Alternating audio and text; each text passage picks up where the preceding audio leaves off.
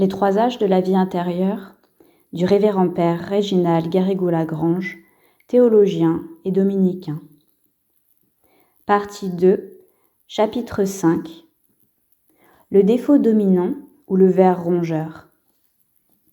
Après avoir traité des principaux péchés à éviter, de leurs racines et de leurs suites à mortifier, il convient de parler spécialement du défaut dominant en chacun de nous. Pour procéder avec ordre, il faut d'abord voir ce qui est, ensuite comment le connaître et le discerner, et enfin comment le combattre. Petit 1. Qu'est-ce que le défaut dominant ? C'est en nous celui qui tend à prévaloir sur les autres, et par là sur notre manière de sentir, de juger, de sympathiser, de vouloir et d'agir. C'est un défaut qui, en chacun de nous, a une relation intime avec notre tempérament individuel. En note de bas de page, notre tempérament individuel est généralement assez déterminé dans une ligne, selon le principe natura determinatur ad unum.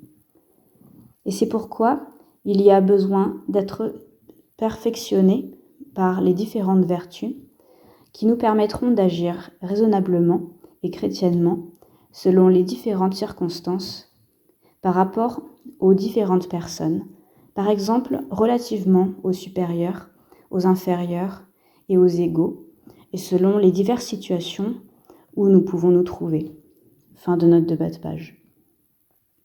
Il y a des tempéraments portés à la mollesse, à l'indolence, à la paresse, à la gourmandise, à la sensualité. Il y en a d'autres portés surtout à la colère et à l'orgueil. Nous ne montons pas tous par le même versant vers le sommet de la perfection.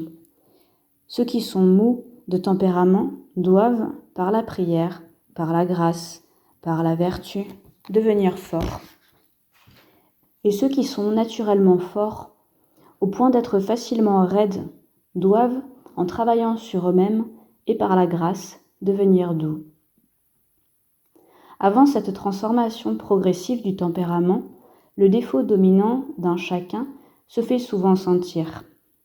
Il est notre ennemi domestique, à l'intérieur de nous-mêmes, car il peut, s'il se développe, arriver à ruiner tout à fait l'œuvre de la grâce ou la vie intérieure. Il est parfois comme la crevasse d'un mur qui semble solide et qui ne l'est pas, comme une lézarde, parfois imperceptible mais profonde, dans la belle façade d'un édifice qu'une forte secousse peut ébranler. Par exemple, une antipathie, une répugnance instinctive contre quelqu'un peut, si elle n'est pas surveillée et corrigée par la droite raison, l'esprit de foi et la charité, produire des désastres dans une âme et la porter à de graves injustices, par lesquelles elle se fait encore beaucoup plus mal à elle-même qu'au prochain, car il est bien plus dommageable de commettre l'injustice que de la subir. Le défaut dominant est d'autant plus dangereux qu'il vient souvent compromettre notre qualité principale, qui est une heureuse inclination de notre nature, qui devrait se développer et être surélevée par la grâce. Par exemple, tel est naturellement porté à la douceur, mais si par suite de son défaut dominant, qui est peut-être la mollesse, sa douceur dégénère en faiblesse, en excessive indulgence, il peut arriver à perdre toute énergie. Un autre, au contraire, est naturellement porté à la force, mais s'il se laisse aller à son tempérament irascible, la force dégénère en lui en violence déraisonnable, cause de toutes sortes de désordres. En tout homme, il y a du noir et du blanc, il y a un défaut dominant et aussi une qualité naturelle. Si nous sommes en état de grâce, il y a en nous un attrait spécial de la grâce qui vient généralement perfectionner d'abord en notre nature ce qu'il y a de meilleur en elle pour rayonner ensuite sur ce qui est moins bon. Quelques-uns sont ainsi plus portés vers la contemplation, d'autres vers l'action. Il faut donc particulièrement veiller à ce que le défaut dominant ne vienne pas étouffer notre principale qualité naturelle, ni notre attrait spécial de grâce. Autrement, notre âme ressemblerait à un champ de blé envahi par l'ivraie ou la zizanie dont il est parlé dans l'Évangile. Et nous avons un adversaire, le démon, qui cherche précisément à développer de plus en plus notre défaut dominant pour nous mettre en conflit avec ceux qui travaillent avec nous dans le champ du Seigneur. Le Sauveur nous dit en Saint Matthieu, « Le royaume des cieux est semblable à un homme qui avait semé du bon grain dans son champ. Mais pendant que les hommes dormaient, son ennemi vint et sema l'ivraie au milieu du froment et s'en alla. » Et Jésus explique que l'ennemi, c'est le démon, qui cherche à détruire l'œuvre de Dieu, en opposant entre eux ceux qui devraient collaborer saintement à une même œuvre pour l'éternité. Il est habile de grossir à nos yeux les défauts de notre prochain, à transformer en grain de sable en une montagne, de transformer un grain de sable en une montagne, en mettant comme une loupe dans notre imagination pour que nous nous irritions contre nos frères au lieu de travailler avec eux. On voit par là quel mal peut provenir en chacun de nous de notre principal défaut si nous n'y sommes pas très attentifs. Il est parfois comme un ver rongeur dans un beau fruit. Petit 2. Comment connaître notre défaut dominant ? Tout d'abord, il est clair qu'il importe beaucoup de le connaître et de ne pas se faire d'illusions. Cela est d'autant plus nécessaire que notre adversaire, l'ennemi de notre âme, le connaît très bien et se sert de lui pour mettre le trouble en nous et autour de nous. Dans la citadelle de notre vie intérieure, défendue par les différentes vertus, le défaut dominant est comme le point faible, non défendu par les vertus théologales et par les vertus morales. L'ennemi des âmes cherche principalement en chacun ce point faible, facilement vulnérable, et il le trouve aisément.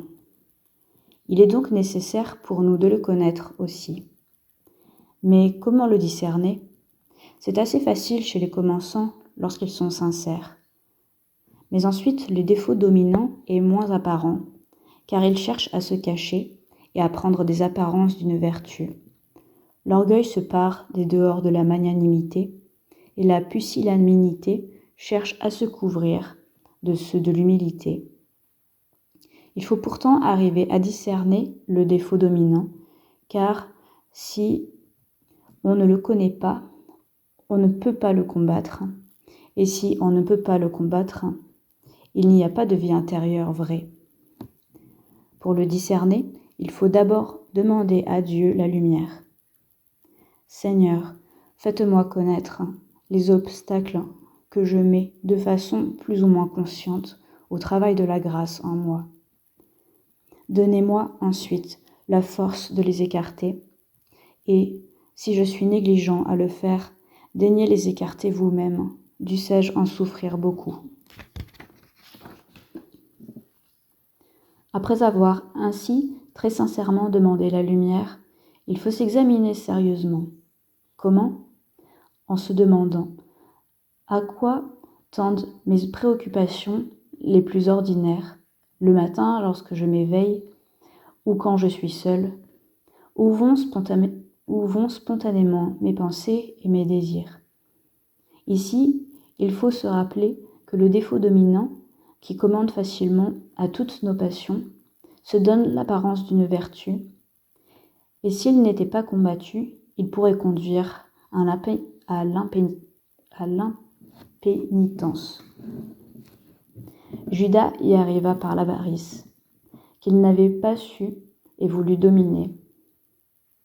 Elle lui conduisit comme un vent violent qui précipite un navire sur les écueils. De même, pour discerner le défaut dominant, il faut se demander quelle est généralement la cause ou la source de ma tristesse et de ma joie. Quel est le motif général de mes actions, l'origine ordinaire de mes péchés, surtout quand il ne s'agit pas d'une faute accidentelle, mais d'une suite de péchés ou d'un état de résistance à la grâce, notamment lorsque celui-ci dure plusieurs jours et nous porte à omettre nos exercices de piété. Alors il faut sincèrement chercher. Pour quel motif mon âme refuse-t-elle de revenir au bien? Il faut encore se dire, que pense de cela mon directeur?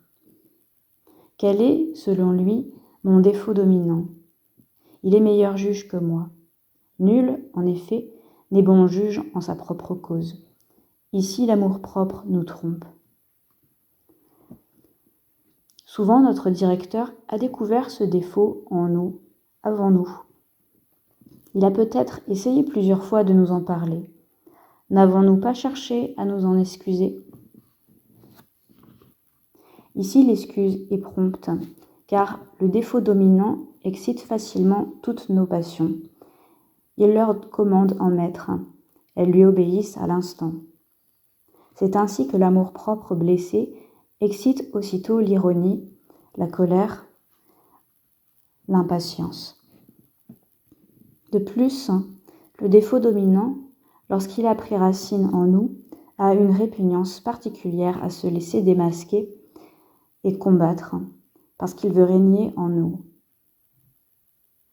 Cela arrive parfois à un tel point que lorsque le prochain nous accuse de ce défaut, nous lui répondons « Je puis avoir bien des travers, mais vraiment pas celui-là ».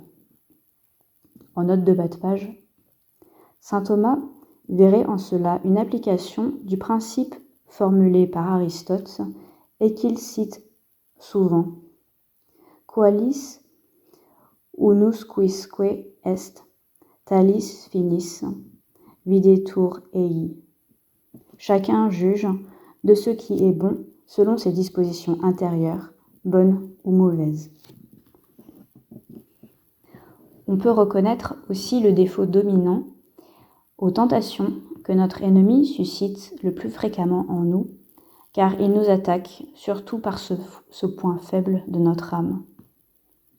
Enfin, au moment de vraie ferveur, les inspirations du Saint-Esprit viennent précisément nous demander des sacrifices sur ce point-là.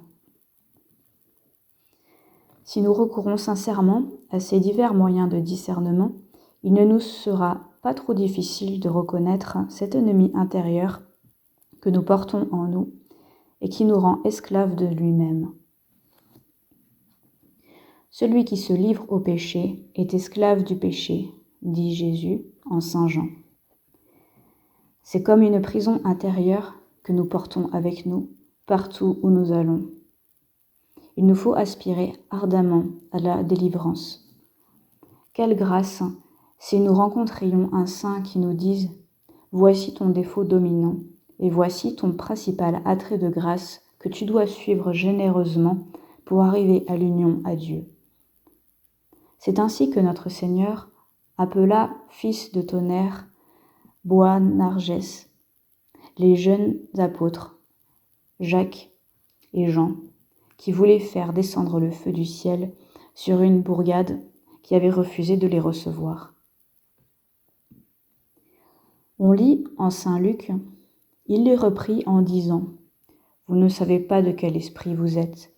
Le Fils de l'homme est venu, non pour perdre les hommes, mais pour les sauver. » À l'école du Sauveur, les Boanerges deviennent des doux, si bien qu'à la fin de sa vie, Saint Jean l'Évangéliste ne savait plus dire qu'une seule chose. Mes petits enfants, aimez-vous les uns les autres. Et comme on lui demandait pourquoi il répétait toujours la même chose, il répondait, c'est le précepte du Seigneur, et si vous l'accomplissez, il suffit. Jean n'avait rien perdu de son ardeur, de sa soif de justice, mais elle s'était spiritualisée et s'accompagnait d'une grande douceur. Petit 3. Comment combattre le défaut dominant? Il est très nécessaire de le combattre parce qu'il est le principal ennemi intérieur. Et lorsqu'il est vaincu, les tentations ne sont plus très dangereuses, mais plutôt des occasions d'avancement.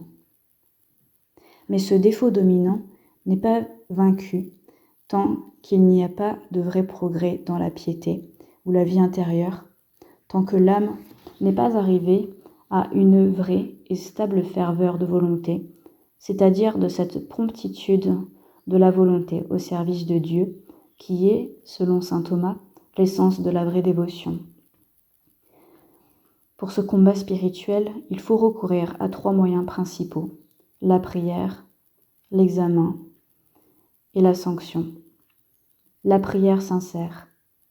Seigneur, montrez-moi le principal obstacle de ma sanctification, celui qui m'empêche de profiter des grâces et aussi des difficultés extérieures qui tourneraient au bien de mon âme si je savais mieux recourir à vous à leur occasion. Les saints allaient jusqu'à dire, comme saint Louis Bertrand, Hic ur Domine, hic seta ut in aeternum parcas. Seigneur, brûlez et desséchez en moi tout ce qui m'empêche d'aller à vous, pour que vous me fassiez grâce éternellement. Saint Nicolas de Flux disait aussi, Seigneur, enlevez-moi tout ce qui m'empêche d'aller à toi. Donne-moi, Seigneur, enlève-moi tout ce qui m'empêche d'aller à toi. Donne-moi tout ce qui me conduira jusqu'à toi. Prends-moi à moi et donne-moi tout à toi. Cette prière ne dispense pas de l'examen, au contraire, elle y porte.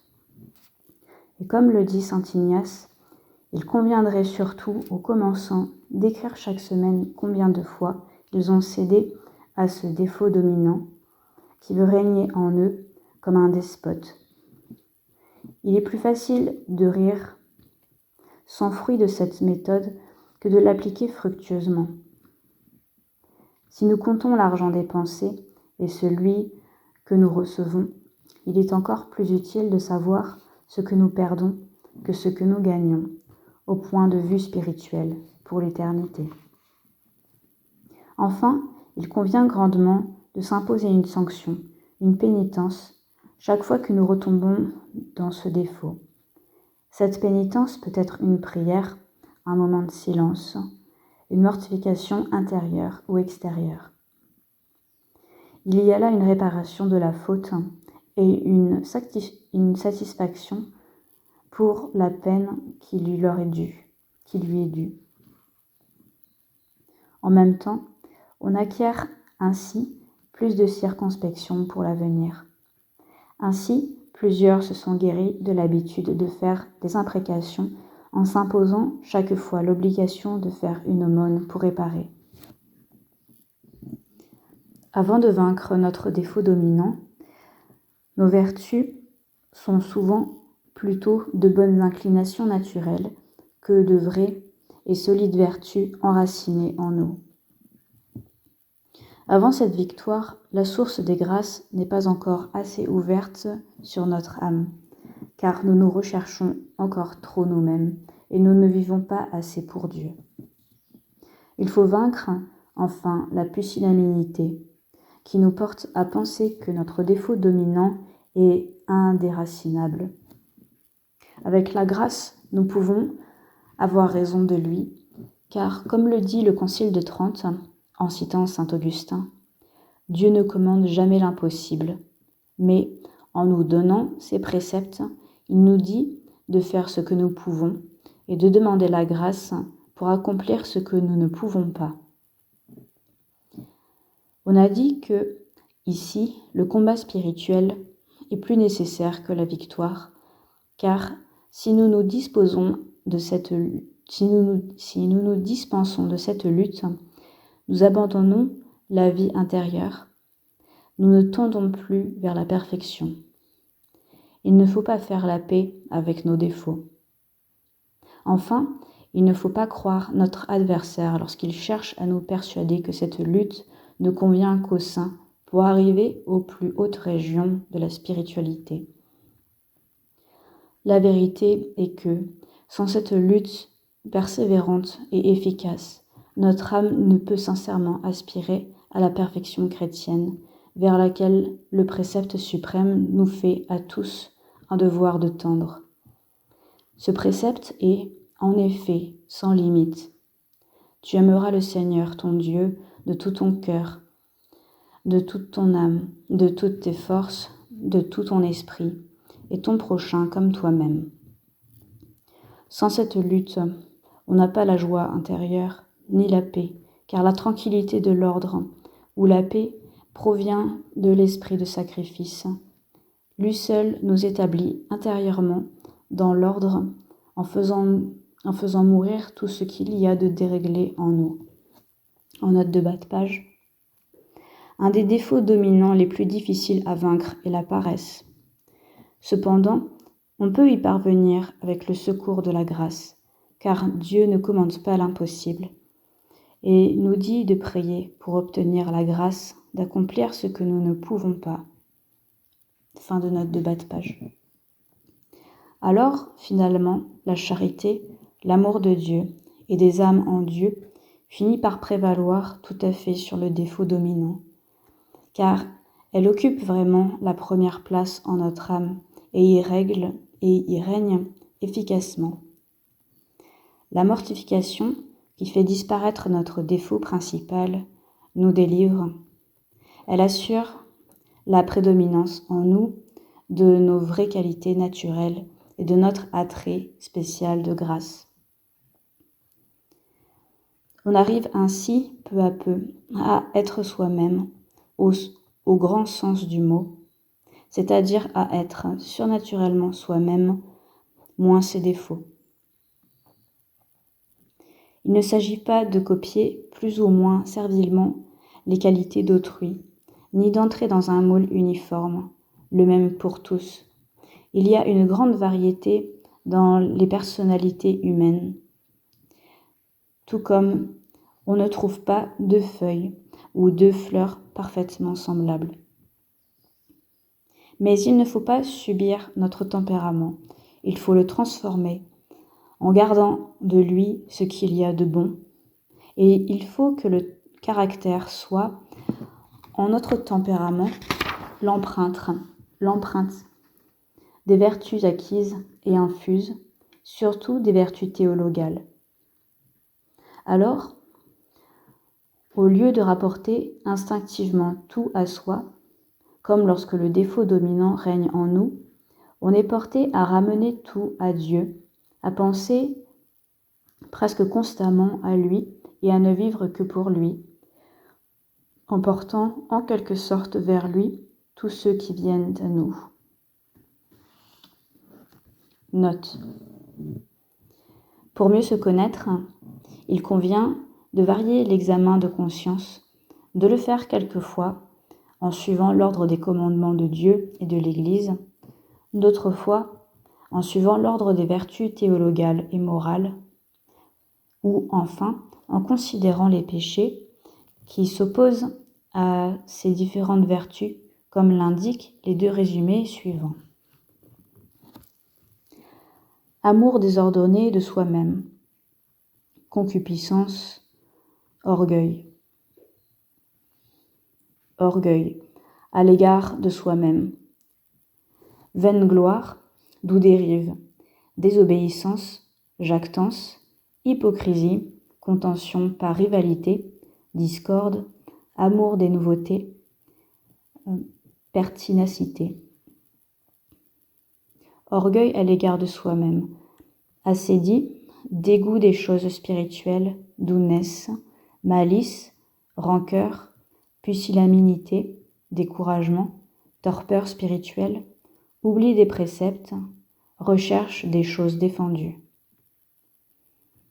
Orgueil à l'égard du prochain, envie, d'où dérive haine, médisance, calomnie, joie du mal d'autrui et tristesse de ses succès. Orgueil à l'égard du prochain, colère, d'où proviennent disputes, emportements, injures, vociférations, blasphèmes. Amour désordonné de soi-même, concupiscence, de la chair, par la gourmandise, qui engendre plaisanterie déplacée, bouffonnerie, impureté, discours incessant, stupidité, discours insensé.